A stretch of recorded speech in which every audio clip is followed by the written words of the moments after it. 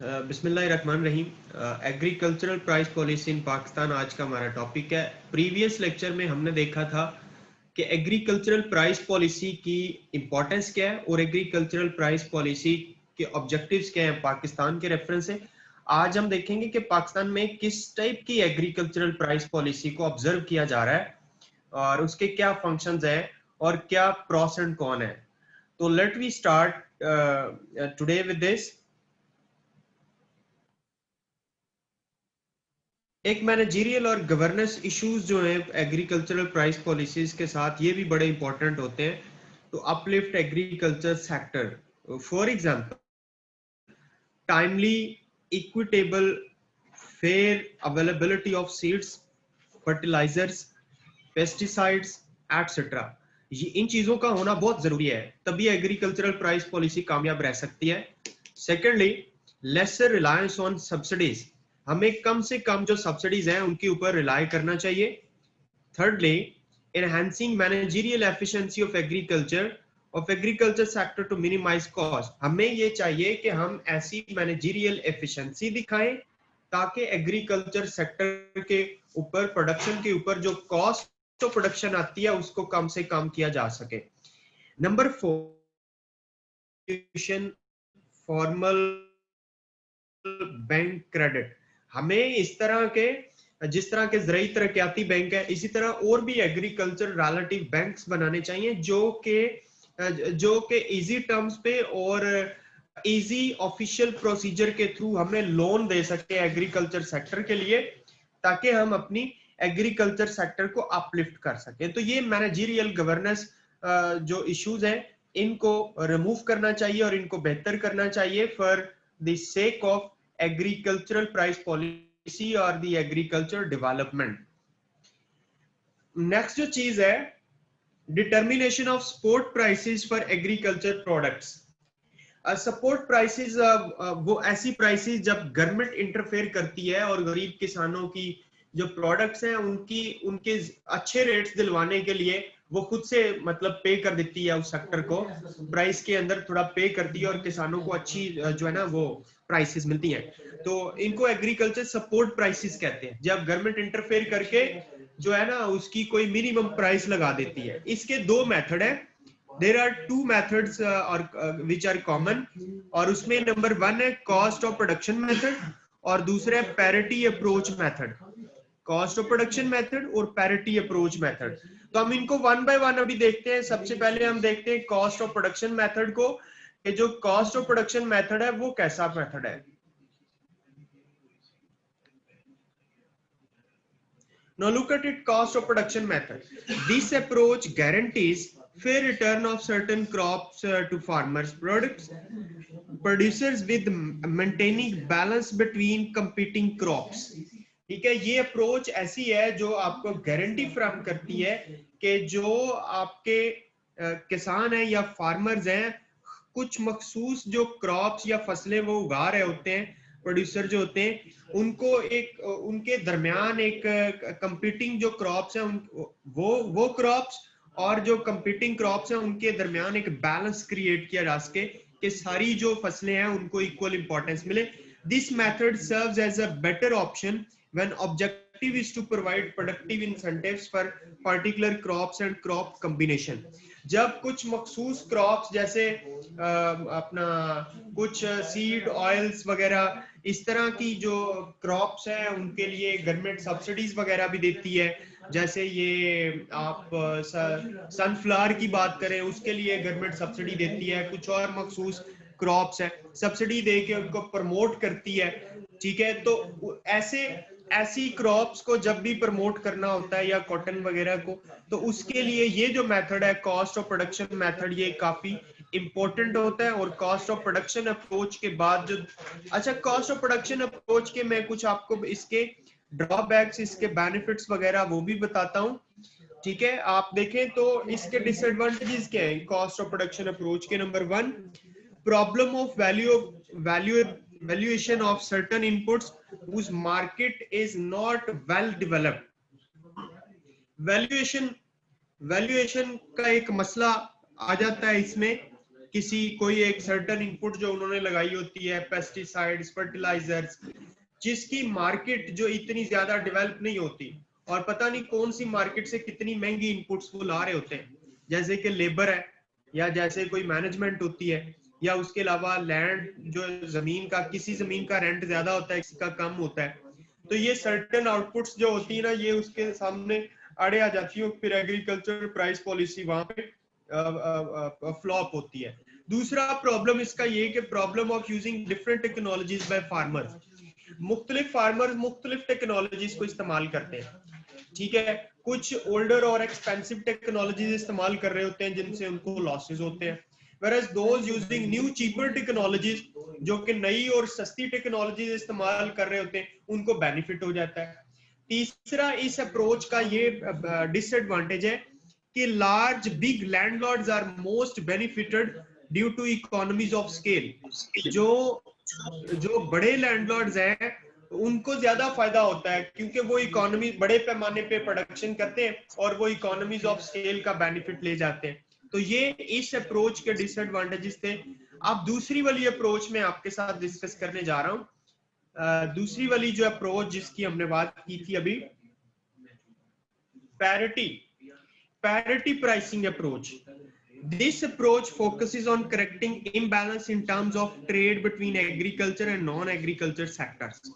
ठीक है, इसमें एग्रीकल्चर सेक्टर और नॉन एग्रीकल्चर सेक्टर के अंदर जो इम्बैलेंस हो रहा होता है ट्रेड का, ये उस पे फोकस करती है पैरिटी प्राइसिंग अप्रोच जो होती है। Number 1, it attempt is made to bring balance between prices of commodities sold by farmers and the commodities which they purchase।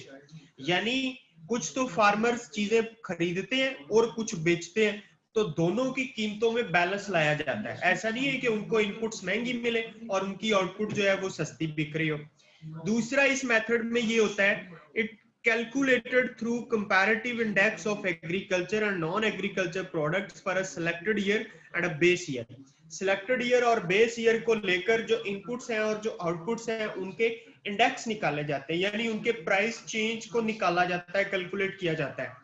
Inflation is taken into account, और देखा जाता है कि कौन सी प्रोडक्ट में कितने परसेंट इन्फ्लेशन आया है, इनपुट का भी और आउटपुट का भी।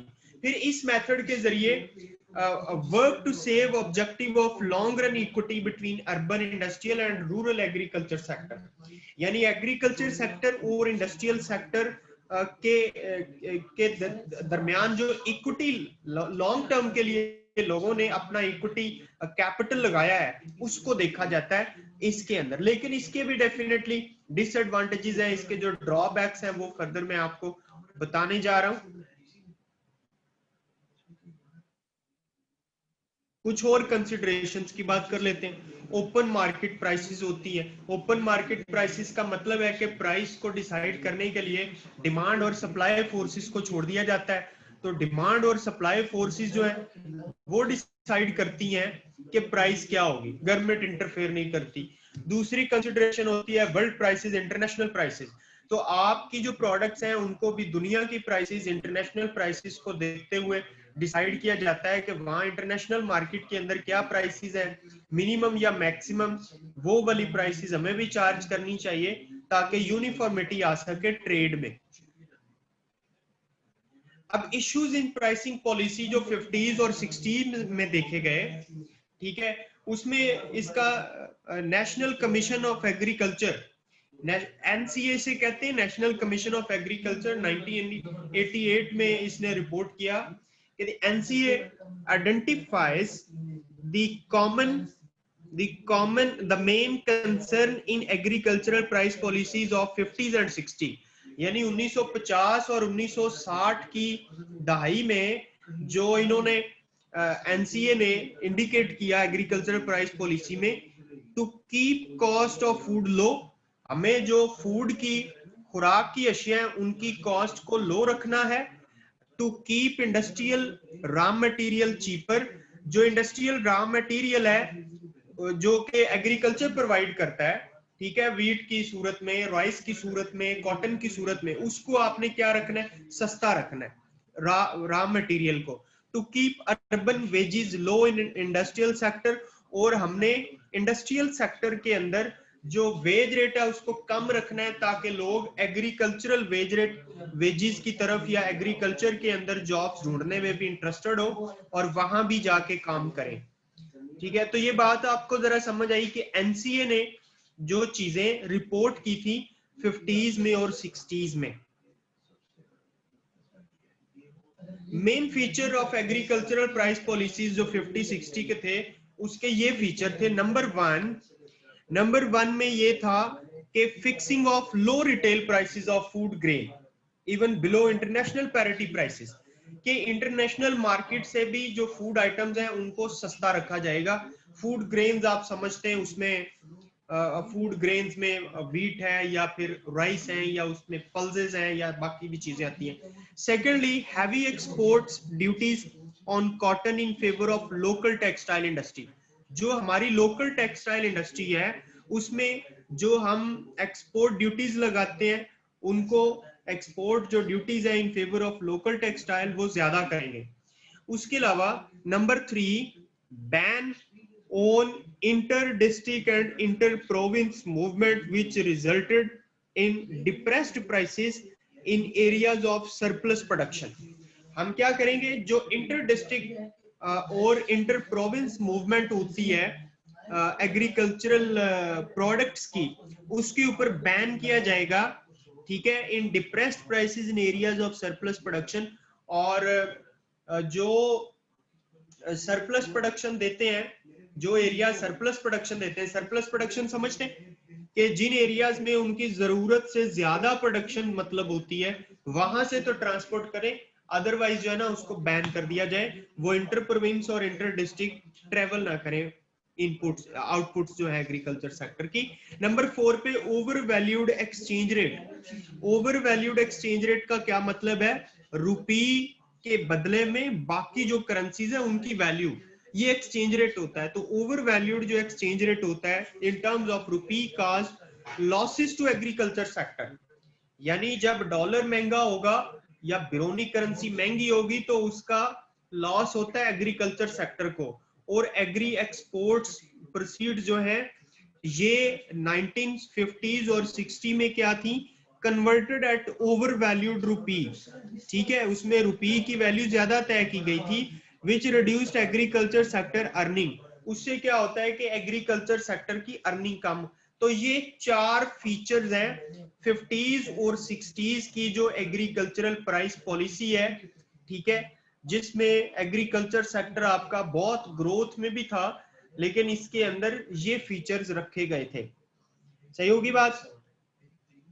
इसके अलावा मेजर्स टू अपलिफ्ट एग्रीकल्चर। अब एग्रीकल्चर को अपलिफ्ट करने के लिए हम क्या कर सकते हैं। Number 1, subsidies given to agriculture inputs, fertiliser, seeds, tubewells वगैरह, ये हम देकर इसको अपलिफ्ट कर सकते हैं।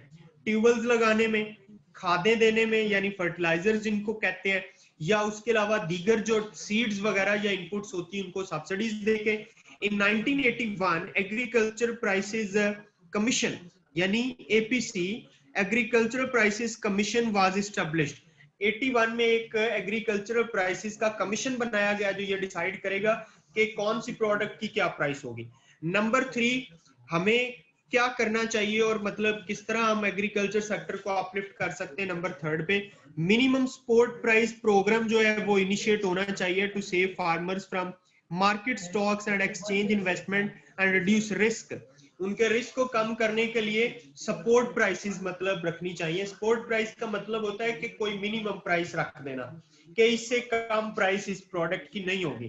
तो इस तरह हम अपने एग्रीकल्चर सेक्टर को अपलिफ्ट कर सकते हैं। होप सो के you understanding the things I am delivering to you.